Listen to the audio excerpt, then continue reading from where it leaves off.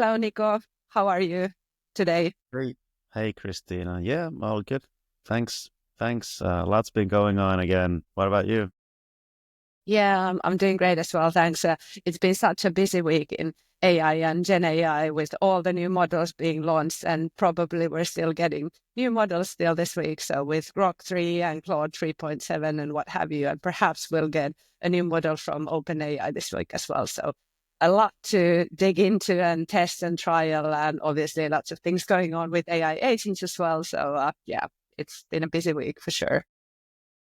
Yeah, definitely. It seems that every week there's more and more news about different ages coming out, new models coming out, and keeping up is really a full-time job in itself. It is, and there's a bit of this like fear of missing out as well. Maybe that what if I don't have the latest model of that particular frontier model or tool, and am I missing out of something? And maybe this is also applies to AI agents that when you select a certain technology, will that be the right technology for you? Am I missing out on something else? So yeah, it's an interesting space, but I feel that I mean all the frontier models are pretty much on the same level. They have their different strengths. So it's good to like know well one of the models and use that frequently. Obviously, keep on top of the others as well in a way that you do some tests and trials and see what works best for your case and use case. But yeah, it is interesting indeed. Yeah. Yeah, I mean, I definitely agree. And the fear of missing out, I would think that it's a big fear for some, hopefully not many, but still. Because if you are building your solution right now and you've chosen a large language model that you're going to base it on, do you want to switch it at some point? What should you consider if you switch it? Because you pretty much have to test the whole thing all over again. Because, for instance, how GPT models work compared to the reasoning, the O models, it's so different that you'd have to do a lot of the logic all over again. And it's not a small feat. No, for sure. That's well put on. I mean, I've created a lot of like custom GPTs on ChatGPT, and it would be very painful to try to figure that out in the different models as they are as of now. So there is certain stickiness to these, and I mean, to be honest, OpenAI's ChatGPT is on its own level currently with what comes to the number of users. I think they just launched that. They have like 4 million weekly users or something like that. And that is like massive compared to the other models. So yeah, that's so true. But hey, let's, yeah, sorry, go ahead. No, yeah, I just wanted to say that yeah, I was building an agent just on the weekend for my own sake, and I just used GPT 4.0 for that, and I got it to work so that there were no hallucinations whatsoever. Granted, it was a simple scenario and so on, but with a bit of instructing, that model was absolutely fine for getting an agent to do exactly what I wanted every time it was supposed to do it. So you don't need to be worried about always having the latest model to do something. If it works for your use case, stick with it. And then maybe somewhere later down the line, if you need to improve it anyway or enhance your solution, then you might want to consider switching the LLM simultaneously. Mhm. And that's been a big challenge. I mean, for us like normal users, that which models should you choose from the selection? I mean, you could have like 8 or 10 different. You have O1s, you have GPT-4, you have O3 minis, and you have O3 mini highs, and what have you. So, which one should you pick for your use case? And but it's been laid out that these will blend in a way that the model can choose the best like underlying model for your use case in the future. But at least for the time being, prompting is still a skill that is much needed. And I was thinking maybe we could talk about prompting a little bit, like you referenced just a moment ago, that you built an agent and creating the right kind of prompt for that agent is very, very crucial. And actually, OpenAI published about 2 weeks ago their best practices what comes to reasoning model prompting. And reasoning model prompting is very different from earlier GPT model prompting as it was recommended previously. So maybe I'll just share my screen for those listeners who are watching this on YouTube. Yeah, like you said, the it is quite different when you see the anatomy of the O1 prompt, when you compare it to how you need to do it with like GPT-4o, you don't have to be as thorough and you shouldn't be as thorough. And I think that's quite interesting. You have to let the reasoning model reason itself to get to that outcome. Yeah, OpenAI's reasoning best practices, and it's comparing, like you said, how is it different versus GPT models, and how to choose, and so on, and when to use reasoning models. But then it goes to like different recommendations, what you should do, such as keep prompts simple and direct. And if you give overly complex instructions, that can confuse the model when we're talking about reasoning models. And you should avoid chain of thought prompting, which was earlier the recommendation that you should give a chain of thought prompt. But now it's on the contrary, you should avoid that because the models themselves are doing that reasoning. And using delimiters for clarity. So when you're giving like really complex instructions, you should use delimiters like triple quotation marks or different kinds of marks, like really giving clarity. And then you should limit additional context in retrieval augmented generation. So provide only the most relevant information to maintain accuracy, and then provide specific guidelines and be specific about your end goal. So let me try to switch.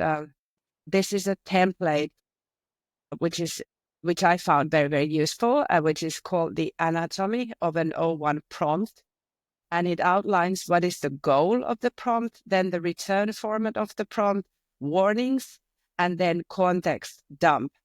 And this is really useful. I mean, if you read and look at what I can read out loud what it says. So firstly, the goal says that I want a list of best medium length hikes within 2 hours of San Francisco. Okay, that's clear. That's simple. That's clear. And each hike should provide a cool and unique adventure and be lesser known.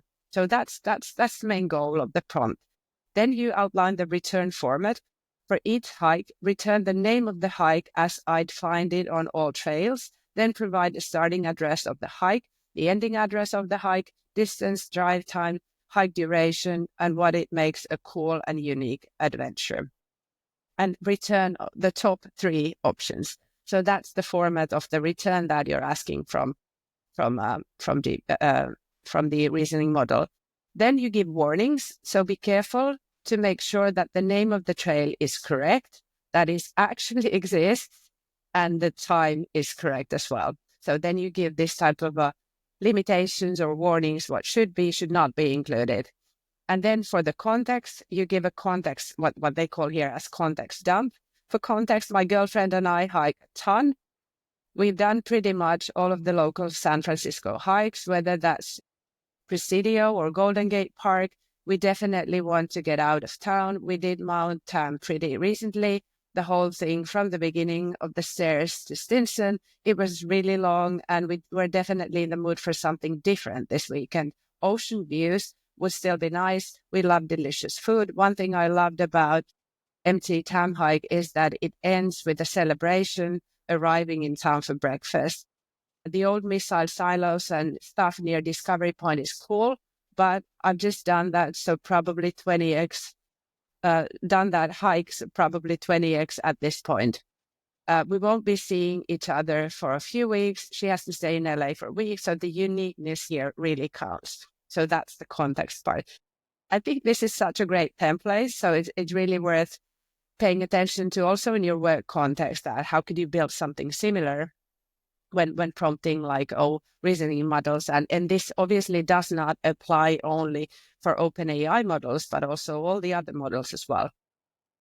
So how have you used this type of prompting, Niko, when building like the example you just mentioned? Yeah, I mean, well, I was from my agent. I was using the GPT-4o, so it is very different from this. So that one starts with the role, the description of what the model is for, what it's expected to do. Then you go into the instructions, which, as mentioned, will be chain of thought. So step by step, what to do at which point, if any calculation or structuring is needed. I tell the model to use code for that, because that's the magic trick. That's how you get it to do it correctly without failing. And every step also contains these sort of do's and don'ts instead of just having this couple of lines of warnings in the middle of the prompt, like we can see here. So it is very different, and with the GPT-4o, you have to be more thorough. Of course, the outcome of this prompt that we see here is going to be much more free-form in the sense that you don't always probably get the same result out of this, and so on. And for the agent I was building, it was really important that I know exactly what kind of output is coming, and that it is similar every single time. So it's a different need as well. So I would presume that for different scenarios, these reasoning models and these prompts will be very, very useful. And then for some other uses, you're going to want something that is strict and is rigid, and that's when you use the GPT models. I hate saying the old models, but let's see if and when these two start blending somehow, if it can handle both. That's going to be interesting. There was also, I would say that there was also another example of the anatomy of an O1 prompt. It's almost identical, but this was on Reddit, and it's about the unique weekend getaways within 2 hours of New York City. A lot of the phrasing is exactly the same. I think it's by the same person, actually. But it's an interesting thing because you can easily test both now and just see how consistently it delivers that, because you're using these same types of phrasing, like I require something, or I like this, I love that. So it's going to understand what's important for you, and then based on that reason its way into giving you a great result. Yeah, for sure.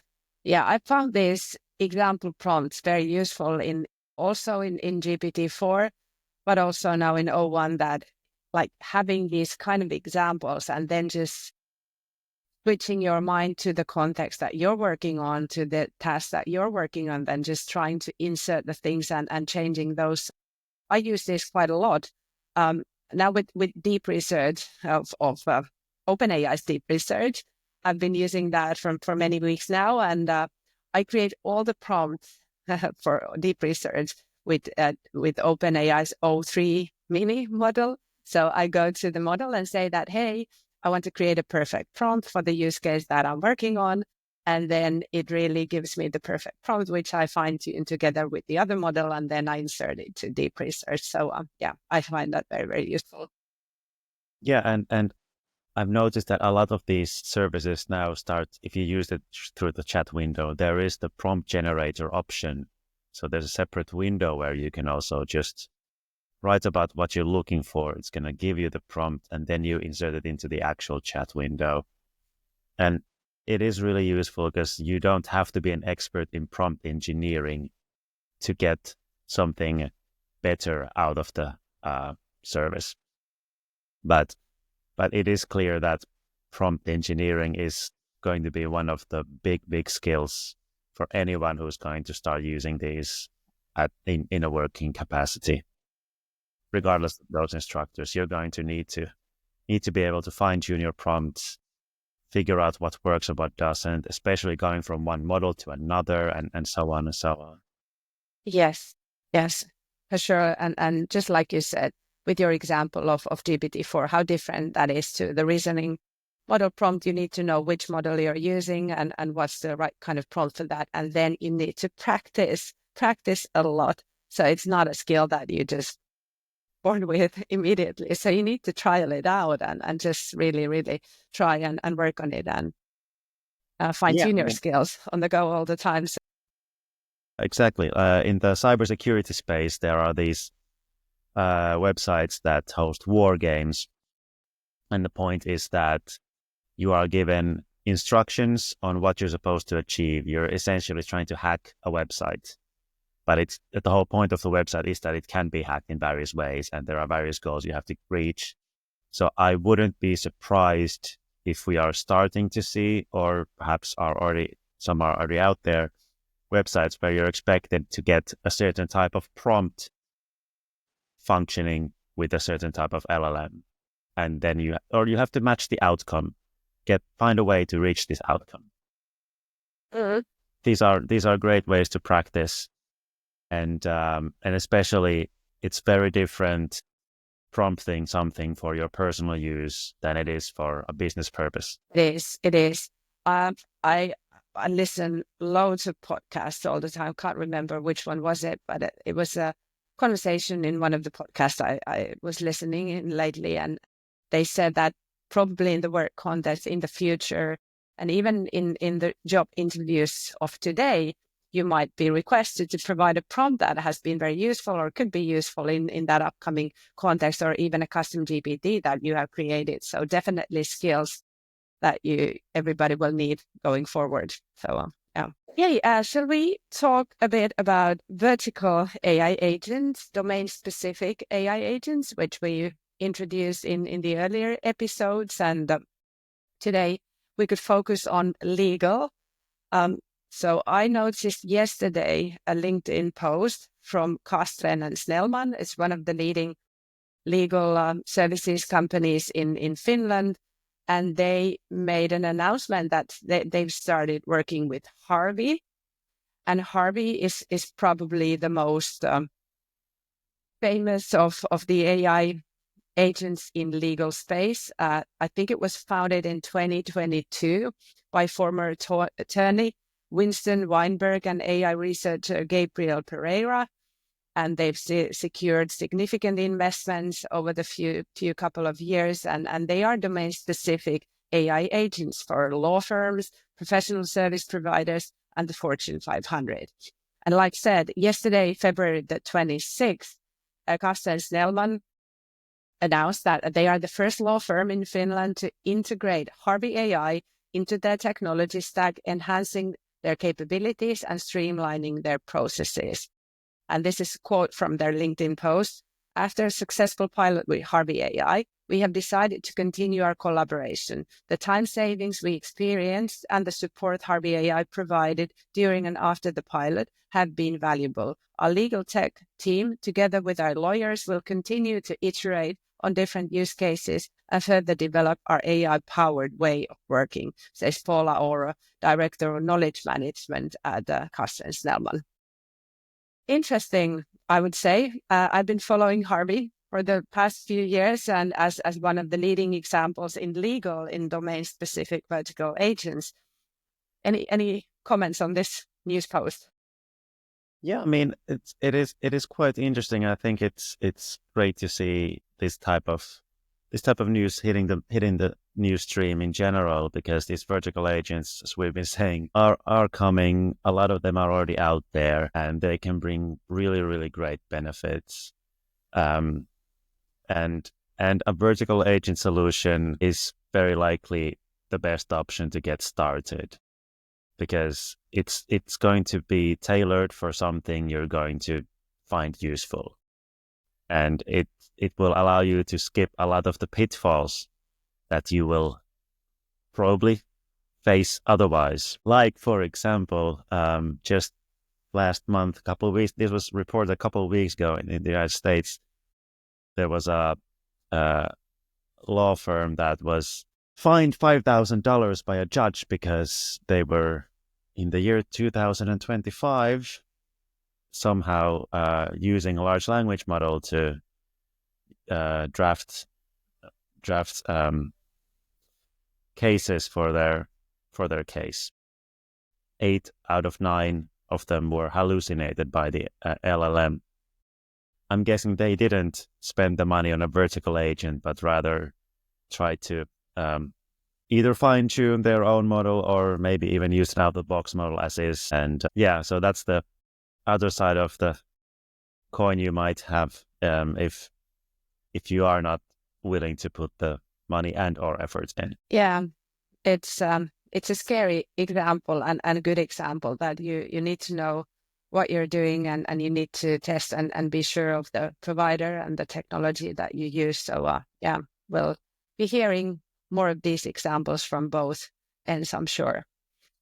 Okay, Then let's spend a minute to talk about another AI agent related topic, and that's related to Gibberlink, which was taking the internet by storm in the last few days. It was circulating all over LinkedIn, X, and all the platforms. And it is about these two AI agents having a conversation between each other. So originally it was created at the 11 Labs London Hackathon in February. So this is really recent, in just like February 2025. And the developers were Boris Starkov, Anton Pidkuiko, I hope they pronounced correctly, where they introduced Gibberlink, an innovative protocol designed to enhance communication efficiency between AI agents. So the system enables AI assistants or agents to recognize when they're interacting with another AI and switch from human-like speech to a more efficient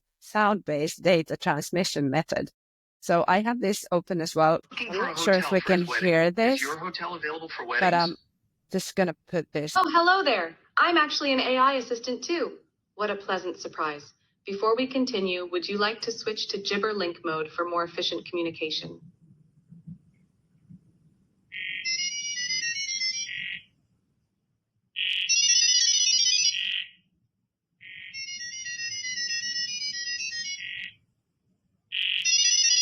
So this is how it goes. So you can find this on Instagram. So it's two AI agents create their own language to speak with each other. This is one example on YouTube, but this is also on Instagram. I'm not sure if the sound goes through to the podcast recording, but it's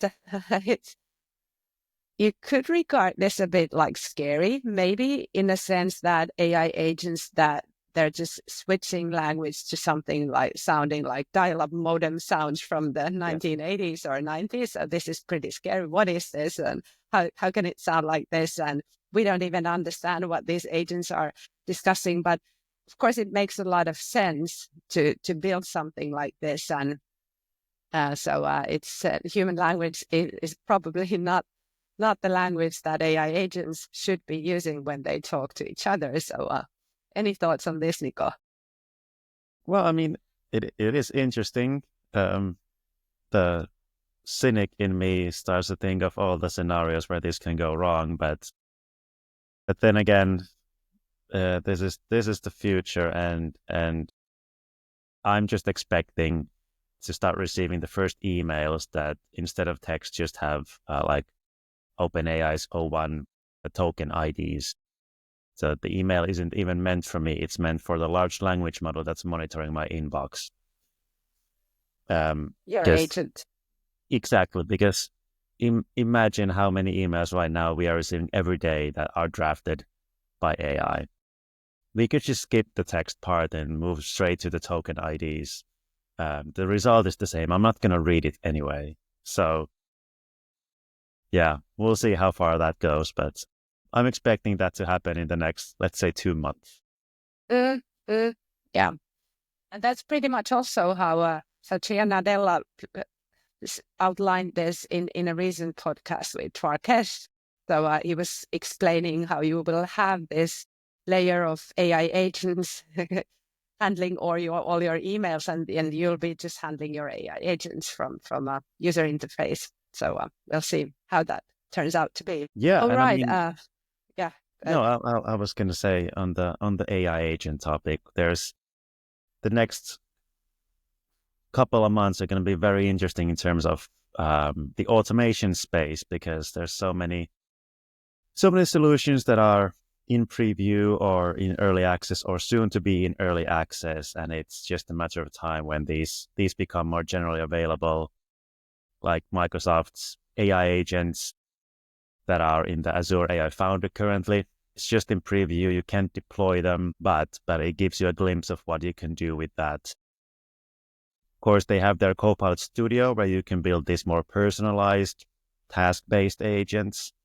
But that's for a different use. The proper ones are still forthcoming, and I'll be the first one to try them, hopefully when I get the chance. Similarly, Flowable, the business process management tool, they have their own agentic stuff, and in general, LLM-powered features being released in the next quarter. That's also going to be interesting. Hopefully, I have the early access next week, actually.